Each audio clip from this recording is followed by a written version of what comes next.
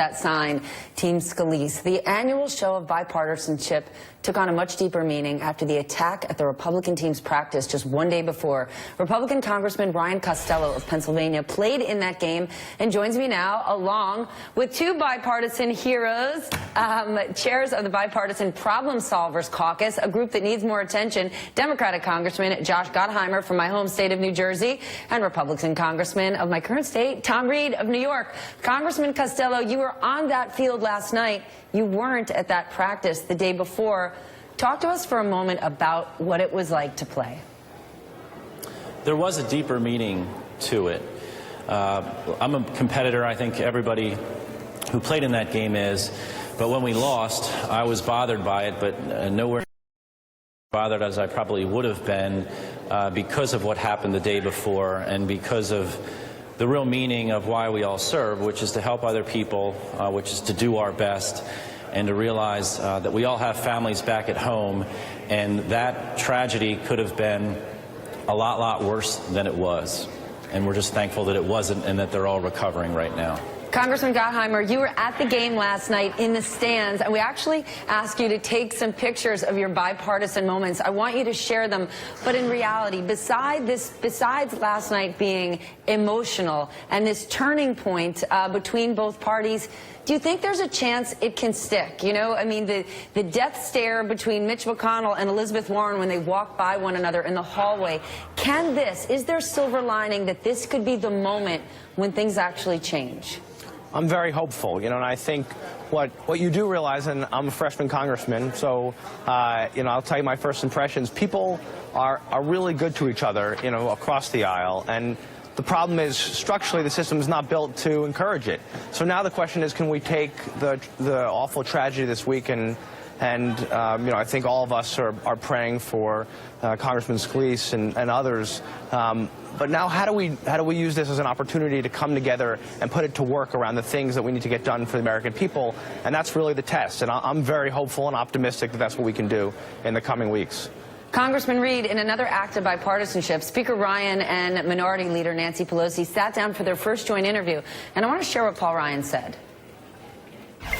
What we're trying to do is tone down the rhetoric, lead by example, and show people we can disagree with one another. We can have different ideas without being vitriolic. All right, well, Paul Ryan is discussing a sort of Ronald Reagan-era bipartisanship. And Paul Ryan and Nancy Pelosi have said worse,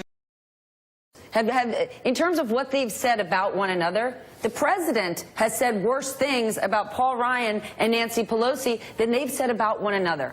If you want bipartisanship to happen, if you want to get to some sort of Republican agenda that will include working with Democrats, do you have to do it outside the president, who continues via Twitter this morning, where it appears he's taking aim at the Department of Justice?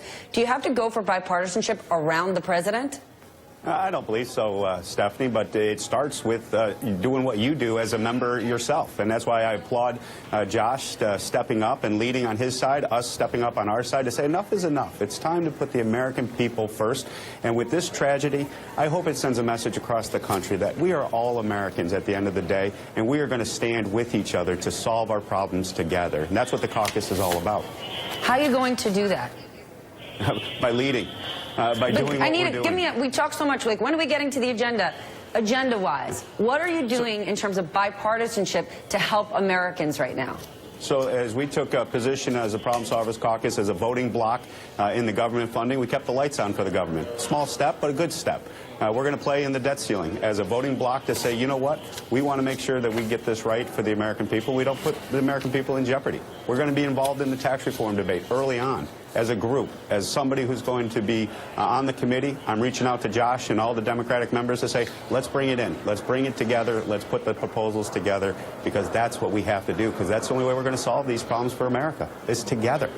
All right, Congressman Costello, before we go, are you going to be back in the game next year?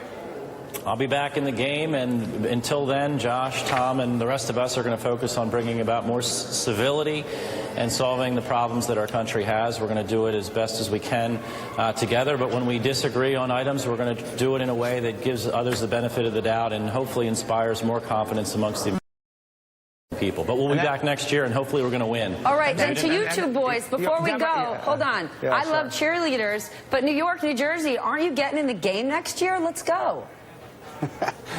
If Josh signs up, I'll sign up. Ah. Okay, you're on, Tom. I mean, these two. But I'll tell you, but Stephanie, All right, gentlemen. I think we really, this is our opportunity, right? But it's about civility, and we can get things done. You don't have to treat each other in a bad way. As long as you got together and sit at the table, you'll get things done. And so the fact that you're having us all on, thanks. It's a start, too. Well, sounds like at next year's game, you need Aretha Franklin to sing the anthem. We need a little respect. All right, gentlemen.